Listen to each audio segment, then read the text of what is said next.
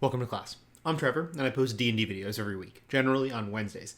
This is the third video in Feywild month, and in this video, I'm going to provide some homebrew, inspired by Magic the Gathering cards, for an adventure that might take place in the Feywild. This is the second video that I've done in this kind of Scryfall random series, if you want to call it that, and it's something that I'm probably going to continue doing on the channel, even beyond Feywild month.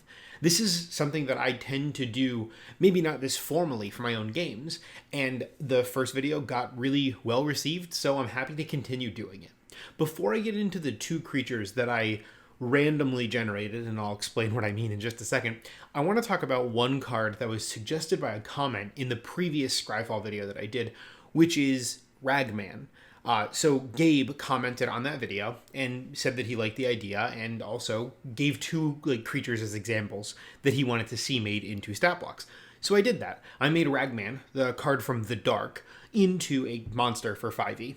Now, there are two different illustrations for Ragman, depending on the printing. One of them looks more like a bandit, and the other one looks kind of Grim Reaper-esque. But the stat block is sort of assassin-like. This creature has sneak attack, and they have a dagger and a claw attack. The claw attack has a 10-foot reach. In the Dark illustration, that makes perfect sense given what this creature looks like. It's horrifying. Replicating the ability that Ragman has as a 5th edition effect was the hardest part about making this homebrew, because it obviously attacks a random card in the opponent's hand and it makes them discard a random creature. It's just that is a convoluted series of things to connect to. And I came up with Fear the Ragman. It is sort of similar to something that I think Bodax can do. It's on a recharge time and it does take an action. Now currently it deals damage, and I was going back and forth on whether or not it should, because obviously in the card, if you use this ability you can't attack with a creature, so maybe this shouldn't deal damage at all. Maybe it should just impose the other effect. But how it works is the Ragman picks a creature within 30 feet of it. That creature has to be able to see and hear the Ragman, and they have to make a wisdom saving throw.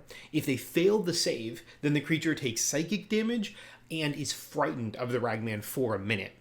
I really wanted that fear to come across because that seemed like that's the at least emotion that is elicited by that effect on the card. It is by far not a perfect one-to-one parallel, but this does seem to me like this kind of assassin-style creature that has this aura or presence of fear. Now we'll move on to the two Feywild creatures that I generated. I said that I did it randomly, and I sort of did, but it wasn't completely random. I limited the search to only generate cards from Lorwyn and Morningtide. My previous video on this channel, and the last video in Feywild month, was about how I view Lorwyn as being Magic's equivalent of the Feywild. So I generated two cards from Lorwyn, and I'm going to use those as inspiration for these creatures that are Fey in nature. And the first one that I created was based off of Burdenton Bombardier. Now, this is an oddball, right? So this is a Kithkin, and it's a Kithkin with flying that has the Reinforce ability, which is an ability that I completely forgot existed in the game of Magic. The stat block, I tried to make it match the art and flavor text of the card. So this is not a creature. Now, I guess before I get into it, in my head, I kind of want to create a Feywild where there are no humans, which I think is canon for the Feywild. But there are Kithkin, or maybe you replace gnomes with Kithkin or something. I just love Kithkin. I think they're really cool. But here's how this works. When you have a Burdenton Bombardier, you as the DM choose if their flasks are boons or banes. I would say 90% of the time they are going to be boons, but the stat block gives you options for banes as well. I did not want to create a creature that could only be supportive, and if I only did boons, that's what it would end up being. If I were to run this creature, would run it being boon-oriented, being this kind of aerial support unit, but I wanted there to be an option to the contrary. Now, the way that it works is, as an action, the Bombardier can drop one of the flasks directly underneath where it is flying. It has a 30-foot fly speed. And depending on which one it drops, it has a different effect. You can see the effects listed in the stat block. Now, this could be done by choice. It could be done randomly. There's a lot of flexibility in how this stat block breaks down. In down to, obviously you pick boons or banes, but you would also, as the DM, choose how many flasks this Bombardier has. at the start of the combat. It might not always have the full amount of flasks, and it might have the full amount, but it might have a varied type of flask, right? There's a d6 table for both boons and banes included on the stat block. They also do get an option to just attack. It's just a rock toss. Like, they can throw a rock from the hot air balloon. Again, I wanted there to be some option more than just dropping these flasks. As a special action, which I guess isn't a technical term, I created something called Drop the Payload. And what the Bombardier can do is they can drop every remaining flask in an area, not necessarily just directly underneath, but like a 10-foot area underneath where their balloon is. Once they do so, they move in a random direction and down on subsequent turns. So they essentially lose control of their movement once they choose to do this. So it is this kind of last-ditch effort, and that is something that I was trying to do based on the flavor text of the card.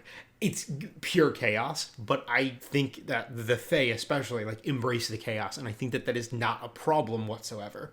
I haven't run this card, I haven't run this stat block, but if and when my players do end up in the Feywild, I'm definitely going to include something like this, because I think it would just be a really fun way to make combat more engaging that isn't just another sack of hit points. So let's get on to the second card. The second creature I generated was Moonglove Changeling, and boy howdy have Magic cards come a long way since even Lorwyn was released, or Morningtide, whichever set this comes from.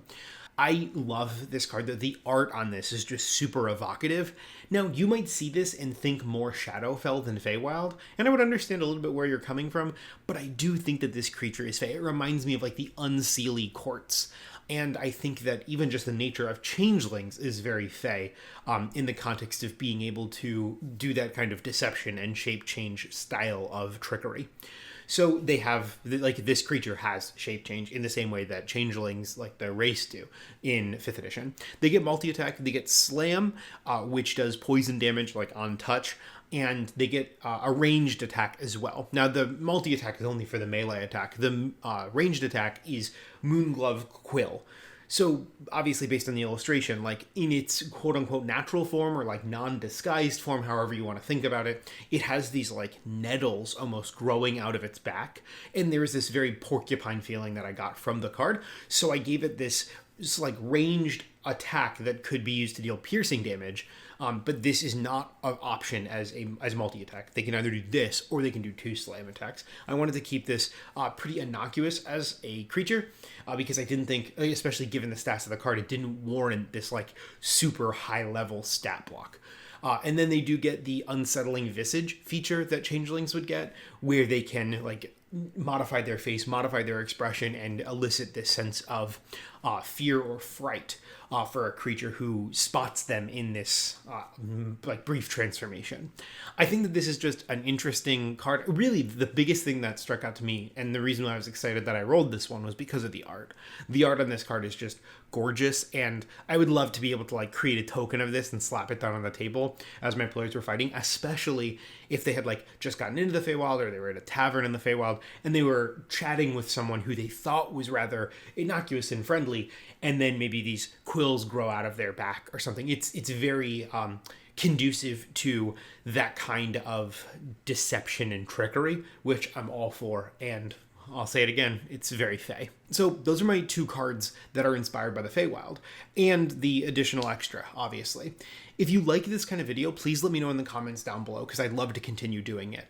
I think making homebrew can be really overwhelming, but limiting myself to like art, mechanics, and flavor text of a Magic card really, really helps me hone my ideas. If you have suggestions of Magic cards where you think the art is evocative, or the mechanics or flavor text are that way, drop them in the comments, and I might add them to my next video in this series. Like I said, this will probably continue well beyond Feywild month, because it's something that I'm just really enjoying doing. Keep it on the channel for more things D&D in general. But as I always say, be safe. Make smart life choices.